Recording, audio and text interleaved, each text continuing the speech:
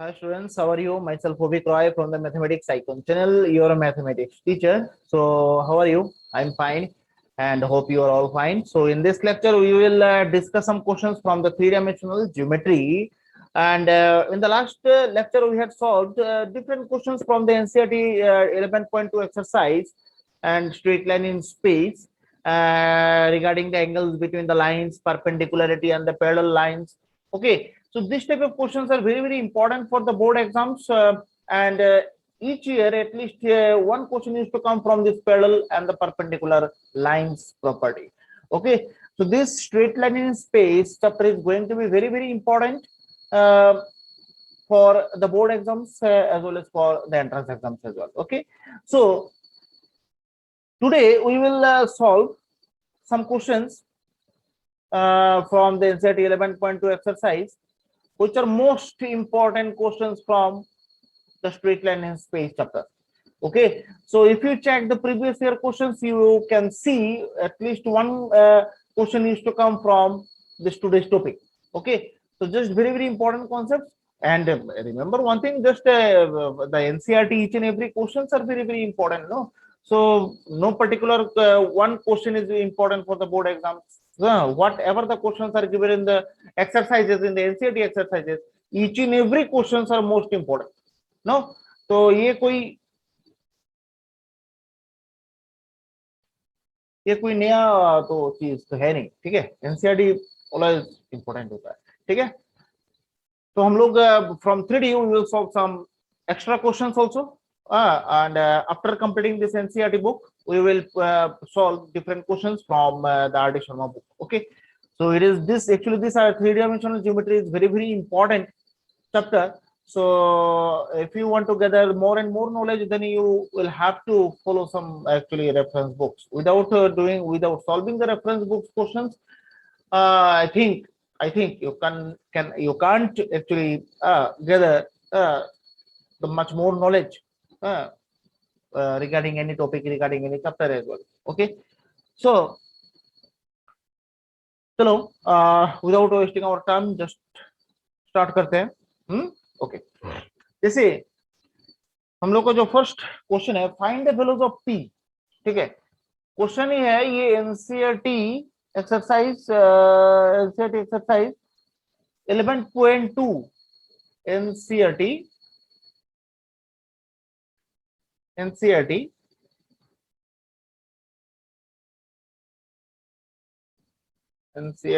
11.2, ठीक है। Question number 12,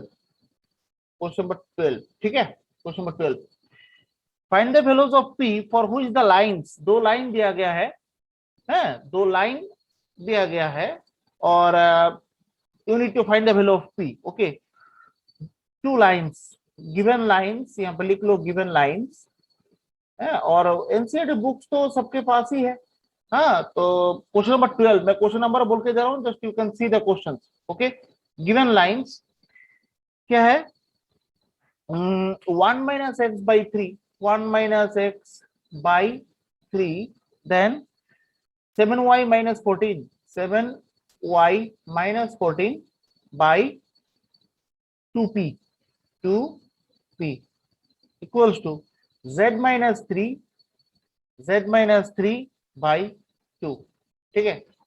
और the second line is 7 minus 7x by 3p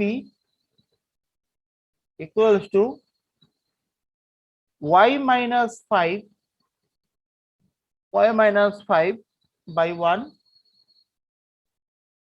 6 minus z by 5, ठीक है। ये दो line are a triangle, that means they are perpendicular to each other. Question में ये है, if this two lines are perpendicular then find the value of p, ठीक है। ये आपको निकालना है. तो perpendicular, they are, these two lines are already perpendicular, that means you can use the perpendicular lines property, ठीक है। So now the question is, when the two lines are perpendicular, कब दो लाइन परपेंडिकुलर होता है, ठीक है। तो कौन सा कंडीशन जो है यहाँ पर, this two lines need to be follow. Okay, So the condition is A1 A2 plus B1 B2 plus C1 C2 equals to 0 होना चाहिए. अगर 0 हो गया that means these two lines are perpendicular.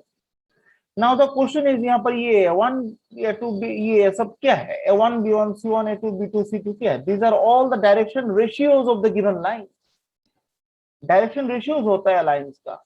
ठीक है, तो एक काम करते हैं, इसको इक्वेशन नंबर 1, इसको इक्वेशन नंबर. अब ये जो दोनों लाइंस दिया गया है, ठीक है ना, ये दोनों लाइंस के स्टैंडर्ड फॉर्म में है. देखो तो standard form of the straight line मतलब दिखने में कैसा होता है? x minus x one by a equals to y minus y one by b equals to z minus z one by c. ऐसा स्टैंडर्ड फॉर्म होता है. ठीक है, तो यहाँ पर देखो क्या है, फ्रॉम 1 आ जाओ, 1 minus x by 3, 7y by 7y minus 14 by 2p और इधर z माइनस 3 बाई 2. ये है फर्स्ट लाइन. तो यहाँ पर डायरेक्शन रेशियो कौन सा होता है? जो डिनोमिनेटर में होता है ना, ए बी सी. तो यहाँ पर डायरेक्शन रेशियो क्या क्या है? 3, 2p एंड 2. ठीक है ना, if you compare this two lines, हाँ, डायरेक्शन रेशियो क्या है? 3, 2p and 2. Am I right? No, these are not the direction ratios of the line because the straight line, it is not in the standard form. Standard form में नहीं है ये line. We need to get the standard form for this particular line. Now you can ask me the question, sir, why it is not in the form of why it is not in the standard form, and how do you know that this line is not in the standard form? Okay, कैसे जानते हैं आप? यहां पर ये दोनों को compare करिए. सबसे पहले तो ये है x y z फर्स्ट में रहना पड़ेगा, फर्स्ट में रहना पड़ेगा. यहां पर है क्या? देखिए ये x बाद में चला गया, x फर्स्ट पोजीशन में रहना पड़ेगा. ये सब x y z, ठीक है, गया. x y z के साथ कोई भी कोफिशिएंट्स यहां पर नहीं रहेगा. देखो यहां पर तो कोफिशिएंट्स 7 आ गया. ठीक है, कोफिशिएंट्स नहीं रहना पड़ेगा. Actually these coefficients are not permissible to be here with the variables x y z. ठीक है ना, तो यहाँ पर ये सब तुम्हें चेंज करना पड़ेगा for getting the standard form. तो अब देखो यहाँ पर कैसे करते हैं उसको. देखिए तो ऐसे लिख सकते कि नहीं, x minus 1 by minus 3 equals to, अगर मैं यहाँ पर 7 कॉमन लूं, y माइनस 2 बाई 2p. ठीक है, और ये जो थर्ड वाला पार्ट है ये ठीक ही है. ठीक है ना, तो यहाँ पर क्या होगा, x minus 1 by minus 3 and y minus 2 by ये 7 को क्या करें, वो देखो ऐसे लिख सकते हैं ना, 2p बाई 7. अगर मैं उसको फ्रैक्शन चेंज करूं तो रेसिप्रोकल होके तो जाएगा. तो यहाँ पर z माइनस 3 बाई 2. लो यहाँ पर अभी now you have got the direction ratios. now direction ratios क्या क्या मिल रहा है यहाँ पर? -3, then 2p by 7, okay, then z minus 3 by 2. These are all the direction ratios of the first line. Similarly, you can find the direction ratios of the second line also. Okay, so यहाँ पर लिखो from 2, 7 minus 7x by 3p, y minus 5 by 1, 6 minus z by 5. ठीक है, तो यहां पर देखो ये भी फॉर्म में तो है नहीं, फॉर्म में तो लाना पड़ेगा. देखो यहां पर कैसे लाएंगे, 7x minus 7 by 3p, minus होगा सामने क्योंकि ऊपर मैंने चेंज कर दिया. इधर y माइनस 5 बाई 1 और इधर z माइनस 6 बाई माइनस 5. तो यहां पर क्या होगा रे भाई, x माइनस 1, ऊपर एक 7 कॉमन आता है, देखो 3p बाई 7 होता है, ये तो आप लोग समझेंगे ही. ठीक है, y minus 5 by 1 or the z minus 6 by minus 5. Now you have got the standard form of the straight line. Now you can consider the direction ratios as minus 3p by 7, 1 and minus 5. तो यहाँ पर लिखो direction ratios are, क्या होगा, direction ratios क्या होगा, minus 3p by 7, then 1, then minus 5. तो first line का डायरेक्शन रेशियोज मिल गया, सेकंड लाइन का डायरेक्शन रेशियोज मिल गया. तो फर्स्ट लाइन का डायरेक्शन रेशियोज जो है ना, ये a1 b1 c1 होता है भाई, और ये a2 b2 और c2 होता है. तो यहां पर मतलब आप अभी ये चीज लिखिए, since two lines are perpendicular, then क्या होता है, a1 a2 plus b1 b2 plus c1 c2 equals to 0. a1 a2 that means ये देखिए आपके सामने है a1 a2, तो -3 into -3p by 7 plus b1 b2 that means 2p by 7 into 1 z minus 3 by 2 into minus 5 equals to 0. a1 a2 b1 b2 plus c1 c2 equals to 0 because these two lines are perpendicular. So that means these two lines must satisfy the perpendicular lines property, and that's why we have written this line a1 a2 plus b1 b2 plus c1 c2 equals to 0. है कि नहीं, कितना सुंदर है. that means ये सब बहुत easy questions हैं. Okay, that means unnecessarily all the students, maximum number of students used to be very much scared about this three-dimensional geometry. Three-dimensional geometry सीखने के लिए just you have to be very much conscious in every steps. Okay, little bit small concepts will be introduced, and you need to remember these concepts. You need to remember these my words, and after that, after assembling all the actually all the words and all the topics and all these things, you will have a clear concept regarding the three-dimensional geometry. Okay, the lines, shortest distance between the lines. Just give the heading shortest distance between the lines. Shortest, ठीक है, shortest मतलब सबसे कम से कम, shortest distance, shortest distance between the lines. अब lines skew lines भी हो सकता है, parallel lines भी हो सकता है, ठीक है. तो यहाँ पे लिखो if two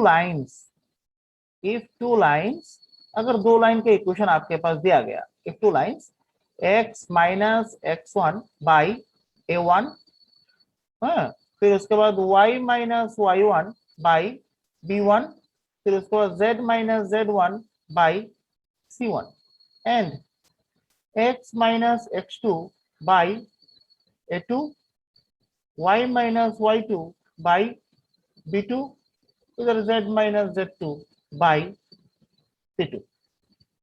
अगर ये दो लाइंस हैं और दोनों लाइंस ये पैरेलल नहीं है, दे आर स्क्यू लाइंस, ठीक है, स्क्यू लाइंस. दैट मींस ऐसा एक लाइन होगा और सपोज ऐसा एक लाइन होगा, मतलब दोनों पैरेलल लाइंस नहीं है, that you can see clearly, you can see in the figure. Then the shortest distance will be just like that. When the distance will be minimum, that will be the shortest distance. That means here I think the distance will not be shortest. Okay, shortest distance वही होगा जो एकदम nearest points के बीच distance होगा. That means जो perpendicular distance होगा, perpendicular distance ही shortest distance होता है. अब ये दोनों लाइन जहां पर perpendicular हो गए एक दूसरे के साथ, ठीक है, perpendicular distance आप निकाल सकते हैं, तभी ये मतलब एक शॉर्टेज डिस्टेंस आप निकाल सकते हैं, ठीक है. स्क्यू लाइंस, ये दोनों लाइंस को बोला जाता है स्क्यू लाइंस, ठीक है, ठीक है. तो इसका फॉर्मूला होता है d equals to b1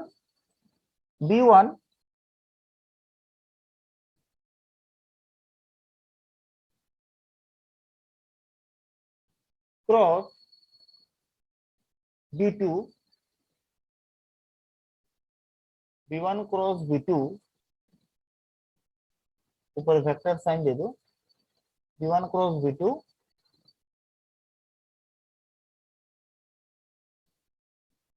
b1 cross b2, उसको ब्रैकेट में रखो, डॉट a2 माइनस a1, यहाँ पर वेक्टर फॉर्म में हम लोग लिख रहे हैं, ठीक है।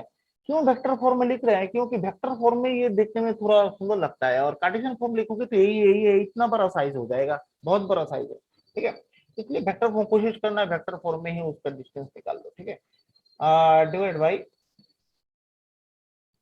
Divided by modulus of b1 cross b2, ठीक है, और ये पूरा होल मॉड में रहेगा, ठीक है। तो आप बोलोगे सर यहाँ पर आपने कार्टेशियन फॉर्म लिया है और यहाँ पर आप वेक्टर फॉर्म निकाल रहे हैं, ठीक है।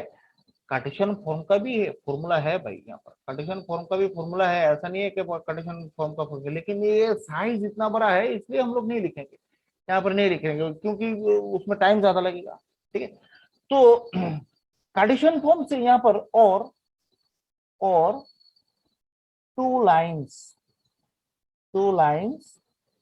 देखो, पहला लाइन क्या है, are vector a1 plus lambda b1, ठीक है, और दूसरा line are vector equals to a2 plus lambda b2, ठीक है। तो इस टाइप का इक्वेशन रहे वेक्टर फॉर्म में, तो ये तो डायरेक्ट आपको यही यूज करना है। अब कार्टेशियन फॉर्म दिया जाए, then why should I use, why that means how can I use this vector form, because it is in the Cartesian form. So at first we need to convert this equation in the vector form, and after that we'll have to use this formula, ठीक है। But vector form वाला formula ही आप लोग थोड़ा use करिएगा, क्योंकि ये छोटा साइज में छोटा है और देखने में भी सुंदर लगता है, ठीक है। और मॉड साइन, ये जो होल मॉड है, क्योंकि you are finding the distance and distance should be positive, and that's why we are using this mod. Okay, so unfortunately if you will get the negative sign with the distance part, then this mod will convert it into positive value. Okay, ठीक है। तो ये है shortest distance between two skew lines, मतलब जो parallel lines नहीं है, ठीक है, पैरेलल नहीं है, वो दोनों लाइंस के बीच कैसे आप डिस्टेंस निकालेंगे, शॉर्टेस्ट डिस्टेंस, ठीक है। एक क्वेश्चन कर लेते हैं आराम से, ठीक है, क्वेश्चन कर लो, लो लिखो, फाइंड, क्वेश्चन लिख लो, find the shortest distance between the lines. एक कार्टेशियन फॉर्म का कर लेते हैं, कार्टेशियन फॉर्म का करने से क्या होता है, दोनों फॉर्म कवर हो जाएगा, कार्टेशियन का भी कवर हो जाएगा, वेक्टर का भी कवर हो जाएगा, ठीक है। Find the shortest distance, find the shortest distance, ठीक है। ये क्वेश्चन नंबर है 15, okay, question number 15, shortest distance between the lines, between the lines, between the lines, ठीक है। लाइन क्या क्या है, x plus 1/7, x plus 1/7 equals to y plus 1/-6, और इधर z प्लस 1/1, ठीक है। एंड दूसरा है x -3/1, और इधर y -5/-2 एंड z -7/1। ये दोनों लाइंस हैं और दोनों लाइंस के बीच आपको शॉर्टेज डिस्टेंस निकालना है, ठीक है। तो सबसे पहले ये दोनों लाइंस को जो है ना, आपको किसमें कन्वर्ट करना है, वेक्टर फॉर्म में कन्वर्ट करना है, ठीक है। तो शुरू करते हैं सॉल्यूशंस, ठीक है। Vector form of the lines of the given lines, vector form, इसका तो डायरेक्ट शॉर्टेस्ट शॉर्टकट रूल्स मैंने सिखाया है ऑफ द गिवन लाइंस।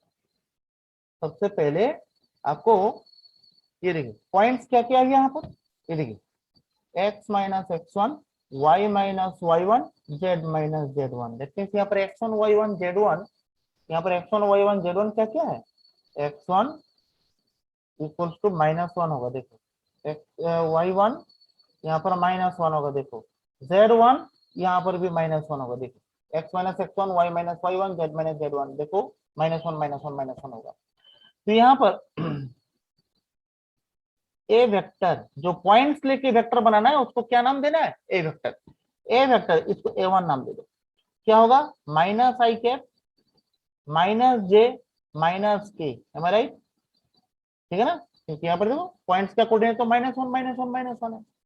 और ए टू क्या होगा, ए टू, ए टू देखो यहाँ पर, वो देखो x minus x one, y minus y one, z minus z one, that is 3i plus 3i plus 5j plus 7k, right, हो गया। फिर आ जाओ B1 में, B1 वेक्टर क्या होगा, B1 तो मतलब डायरेक्शन रेशियो, ये तीनों लेके, ठीक है ना, तो क्या होगा 7i माइनस 6j और इधर प्लस k। अब B2 वेक्टर क्या होगा, B2 वेक्टर क्या होगा, ये तीनों लेके डायरेक्शन रेशियो, तो i minus 2j plus k।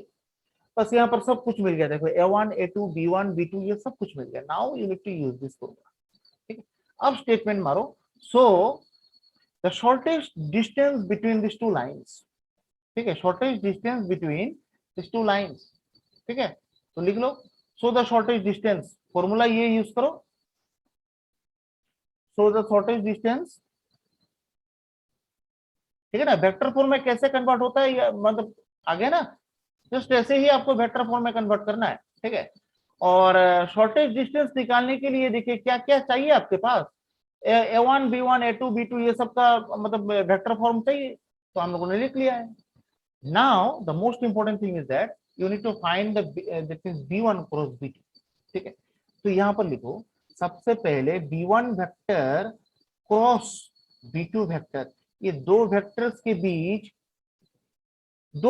के बीच क्रॉस प्रोडक्ट कैसे निकाला जाता है, ठीक है। देखिए यहाँ पर B1, यहाँ पर क्या है, यहाँ पर देखिए B1 है B2 है, तो दोनों वेक्टर्स के बीच क्रॉस प्रोडक्ट कैसे निकाला जाता है। क्रॉस प्रोडक्ट देखिए और कुछ नहीं है, जस्ट आपको डिटर्मिनेंट यूज करना है, आई जे के। अब B1 का कोफिशिएंट क्या है, देखिए 7 माइनस 6 1, 7 माइनस 6 1 और 1 माइनस 2 1, लो ये है B1 क्रॉस B2। और डिटर्मिनेंट्स का एक्सपेंशन फॉर्मूला हम लोगों ने तो किया ही है पहले, है कि नहीं, तो एक्सपेंशन फॉर्मूला यूज कर दो, क्या होगा, i that means minus 14 minus minus plus 6, ठीक है। फिर माइनस जे 7 माइनस 1 प्लस के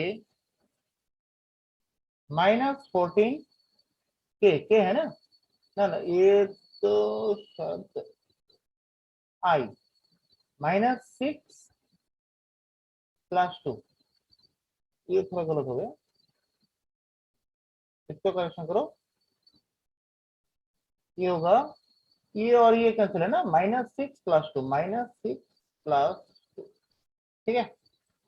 हाँ, फिर के का क्या होगा, माइनस 14 प्लस 6, माइनस 14 प्लस 6, तो बस निकाल लो, मतलब यहाँ पर -4i, फिर -6j, फिर -8k, लो B1 क्रॉस B2 मिल गया, ठीक है, हो गया, ठीक है। अब क्या निकालना है, A2 माइनस A1 का वैल्यू निकालना है, तो just find the value of A2 माइनस A1, एकदम सिंपल है, इसमें मतलब ऐसा कोई टास्क वाला तो पार्ट है तो नहीं, ठीक है ना। तो A2 माइनस A1 निकाल लो, A2 माइनस A1 क्या होगा उसका वैल्यू, A2 भी पता है A1 भी पता है, मतलब 3i plus 5j plus 7k minus A1 ये है, ठीक है। A1 का वैल्यू बिठाओ, क्या होगा, माइनस आई माइनस जे माइनस के, तो यहाँ पर 3i, ठीक है, 3i plus 5j plus 7k plus I plus j plus k. So that means 4I plus 6j plus 8k. Low a2 माइनस a1 निकल गया. नाउ निकाल लो शॉर्टेस्ट डिस्टेंस. अब तो है नहीं कुछ. शॉर्टेस्ट डिस्टेंस फॉर्मूला आपको पता है, b1 क्रॉस b2, फिर डॉट प्रोडक्ट होता है a2 माइनस a1 divided by modulus of b1 cross b2. हर एक के ऊपर वेक्टर साइन यूज होगा. Just remember this thing, these are all vectors. और होल मॉड यहाँ पर एक होगा. Now plot the values. अब यहाँ पर सब वैल्यूज यूज कर दो. Now you will get the shortest distance. Values बिठा दो और आराम से आंसर निकाल लो. ठीक है, ठीक है ना. लो यहाँ पर b1 क्रॉस b2 क्या है, -4i -6j -8k. ठीक है, डॉट a2 माइनस a1 का आंसर क्या है, 4i plus 6j plus 8k. और modulus of b1 cross b2 मतलब b1 क्रॉस b2 का मॉड्यूलस. तो क्या होगा, -4 whole square -6 whole square and -8 whole square root.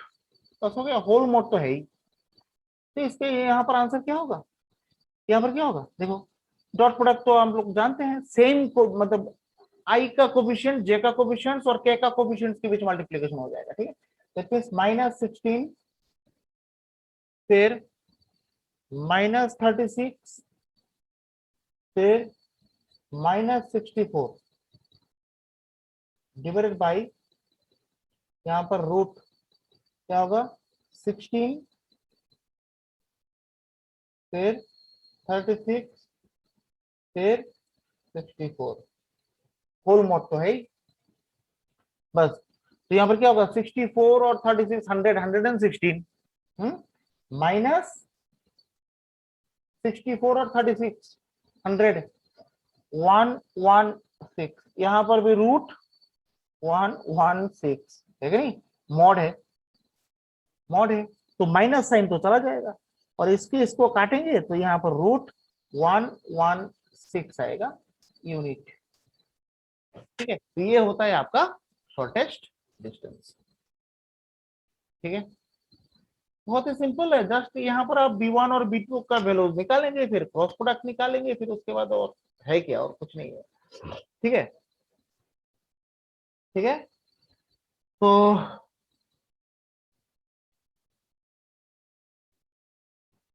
ठीक है, तो देखिए 11.2 एक्सरसाइज में तो ये सब और मतलब क्वेश्चन नंबर ये तो हम लोगों ने 15 किया है अभी. 16 17 सब ये एक ही टाइप का है कि नहीं. तो आप लोग मुझे ये करके जो है ना दिखाएंगे शॉर्टेज डिस्टेंस वाला. और straight line in space is completed. So in the next lecture we will start the plane.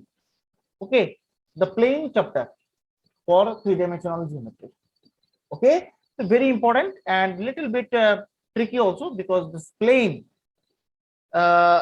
means what, एक surface, 3-dimensional surface जो ऐसे ऐसे ऐसे ऐसे ऐसे ऐसे हो रहा है. ठीक है, मतलब मूव कर सकता है इन 3 dimensions. That's why it is 3-dimensional plane. अब प्लेन लेके हम लोग डील करेंगे. स्ट्रेट लाइन लेके डील किया था और प्लेन लेके डील करेंगे अभी. ठीक है, तो आज के लिए सिर्फ इतना ही. मिलते हैं नेक्स्ट लेक्चर में. And if you like my videos then please subscribe, like and share my channel. Thank you very much for joining my classes. Bye and जय हिंद.